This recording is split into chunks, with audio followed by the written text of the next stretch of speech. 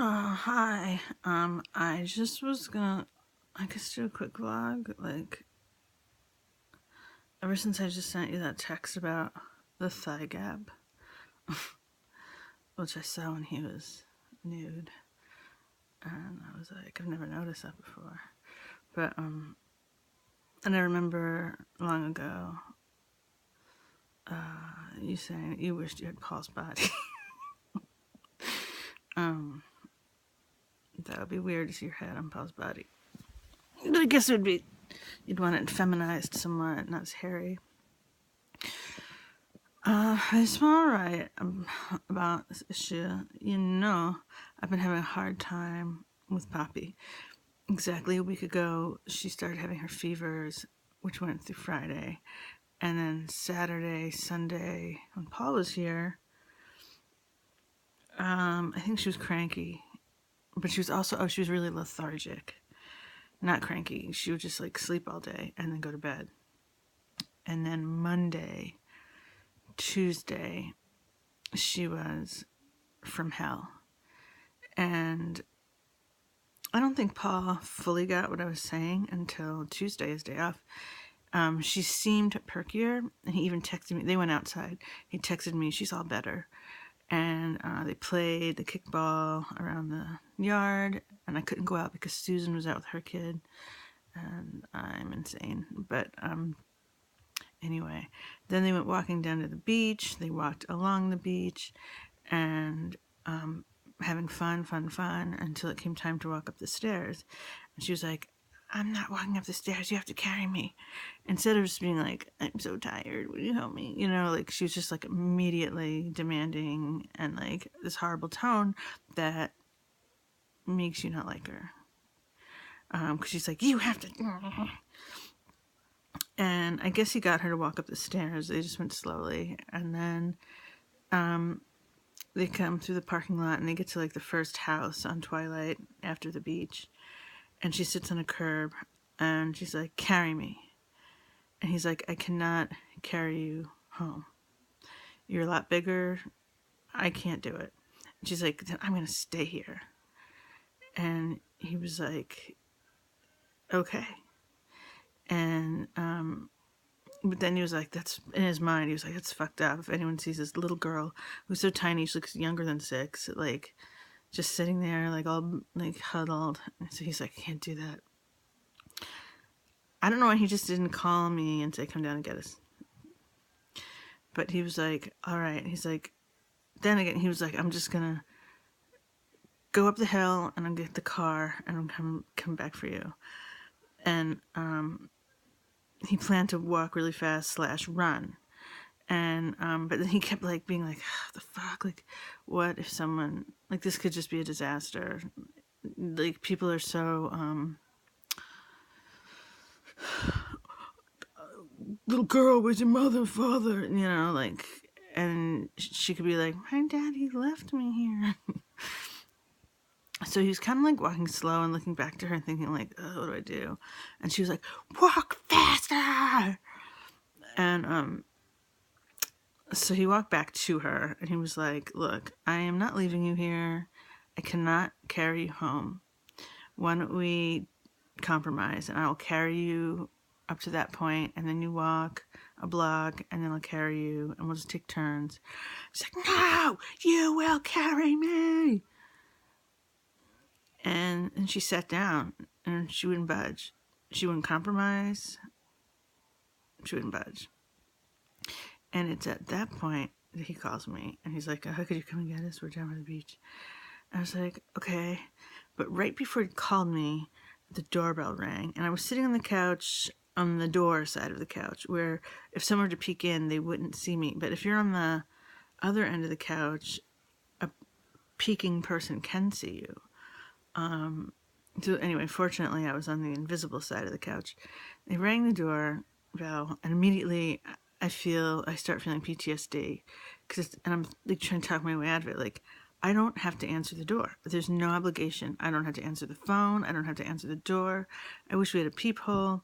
There have been times when I've been like, who is it? But I didn't want to. I was like, I was actually working on writing. I was taking advantage of them being gone to, I had this burst with an earlier story that I wrote to add, and I was writing that and editing that. And I was like, I don't fucking have to answer this.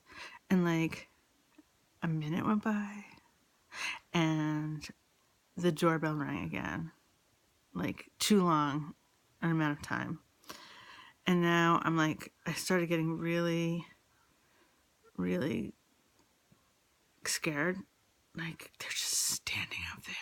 Like they know I'm in here and they're just gonna wait until. And then with great fearful trepidation, I was like, oh my God, what if the back doors are unlocked? And what if somehow they can see me?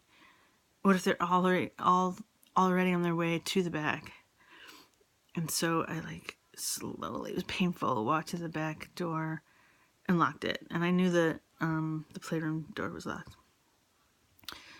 And that's around when Paul called, and I was like, in hell. He didn't mention that he was in hell.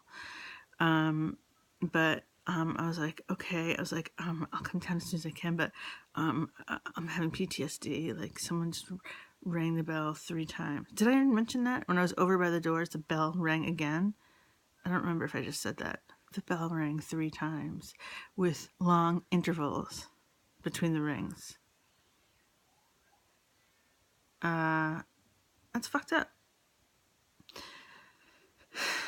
So, so I'm like, yeah, I just gotta work up my courage. And it took me a couple of minutes to work up my courage. Like, I went over to my purse and got my keys out. And I walked over to the front door. And I was like, there's gonna be nobody there. There's gonna be nobody there. It was sickening. And then I opened the door and there was nobody there. And there was nobody around. Anyway, so then I drove down and Paul whispers to me, monster. I was like, oh boy. And we get in the car and she starts yelling at me. She's like, turn the heat on. I'm cold. Like, and I'm like, okay, like it takes a while for the heat to go on, but as soon as it does, I will turn it on. She's like, I want it now. Oh my God. So I'm like, It's a short drive home. And there were more things. Oh, Tuesday morning, I had to go see a doctor, my primary care physician, because Dr. Allen wanted me to go see him because my latest blood work showed low potassium. I guess it's bad. So anyway, so I'd seen this doctor, whatever. He ordered more blood work for the next day, more blood tests, and he was like, do not eat after 9 p.m. So I had it in my mind that I wanted to have like a magnificent feast before, because 9 is like early. I go to bed at 3. I was like, I'm gonna be starving. So I mentioned to Paul, I was like, I want a magnificent feast, at local places. It's not gonna be that magnificent. And he was like, where do you want to go? And I was like, I'm kind of thinking like chicken parm at Branch, or I don't know, but that's what I wanted earlier. Now I don't know. Maybe diner, but that sounds crappy.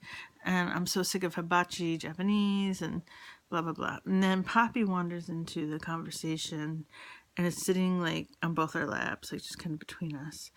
And we tell her what we're talking about.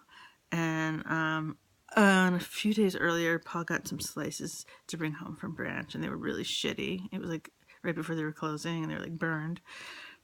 So she's got a bad idea in her mind about Branch and Ellie's, and she's like, "No, I will not go to Branch and Ellie's. We're not going to Branch and Ellie's." And I was like, I know we had bad pizza there, but their food is pretty good, and we haven't been there a long time. And I was also thinking of the salad with the grilled chicken. But she's like, not going to Branch and Ellie's. So like screaming. So Paul makes a mistake, I think a mistake, of saying, well, what do you want? She's like, I want rice and miso and salmon sushi. And so I was like, I'm all all burnt out on that. That's not what I want. She's like, that's what I want. And I wish at that moment I'd been like, hey, guess what? Like, this is my special time right now. Like, I didn't even explain the blood work, but I can't eat until tomorrow. And I want to go to somewhere that I like. And I'm sure wherever we go, we'll find something that you like. I didn't say that. I wish I had.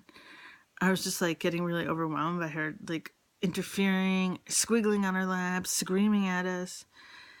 And so then I'm like, well, there's that Thai place, which has a lot of issues with the wait staff, but they're good. They're really good. And I could get into pad Thai. So I was like, and they have a Japanese menu as well. So I was like, all right, what about lemongrass? They have sushi and all that stuff. And Paul's like, yes, that's a great idea. And he's like, let's just look online at their menu. And we go online, it's like, closed Tuesdays. So I'm like, oh. This is like more back and forth and this and that. Her being a monster, demanding her way. I can't remember. And now I don't remember exactly what it led to, but I was like, I kind of do want to go to Branchinelli's. And, like, I feel like this is my choice, actually. And usually with 3 people, we would have to, each of us would have to say what we want, and then we'd have to come up with something we can all agree on. But you're screaming every time we mention something else. And Daddy's cool with wherever we go. And this is like kind of my night, so I think we're going to go to Branchinelli's. And you can have spaghetti, you can have a meatball. I was like, you can have dessert, you like their cheesecake, whatever. And she starts screaming. And so she was more on my lap. And I kind of took her arms, both of her arms, and flipped her over to the side of me. And I was like, get off me. Leave the room. I want you to leave this room right now. And she was like, I'm not leaving. You leave. And, like, I snapped, and I was, like, holding her arms, squeezing, not, like, abusively, dangerously squeezing, but, like, squeezing, both of them. And I was like, leave. I was like, I don't want to talk to you. I can't deal with you right now. You have to go. And then she's like, I'm not going. And then I took her shoulders, and I shoved her down under the couch. And Paul jumps in and pulls me off her. And then I jump away, like, good. And then I realized, like, I'm out of control. I didn't feel like I was gonna, like, pummel her. My feeling was, at that moment when I pushed her down, was, I'm out of control and I have to leave. And I probably should have just left in the first place when she was making me snap. Instead of demanding that she leave, I should have left. And I knew that, but he, like, intervened, and then I just walked off. And as I'm walking away down the hall to the bedroom, she's screaming, don't let her go. I have to talk to her about something. And Paul's like, I think she needs to go. I think she needs to calm down and needs space from you. She's a little upset with how you've been acting, so let's let her have some space. So that's good. Paul was appropriate. And I wait, like, I don't know, a while. I just was like, I was kind of crying, like, I just shoved her and feeling like shit about myself, but, like, kind of hating her. And feeling like, I don't want to be a mother anymore. I can't deal with this. There's years and years of this to come.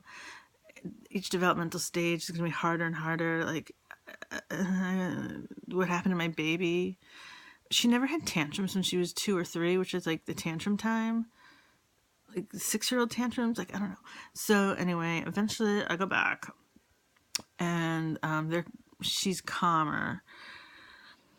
And I was like, Daddy told me, or I heard that you wanted to talk to me about something. I was like, what was that? She goes, I really don't want to go to Branchinelli's. So, you know what? Right now I don't even remember what we did. We didn't go out anywhere. I felt too dead to go anywhere. I didn't want to take her out in public because she was like, I didn't trust her. She seemed so unstable.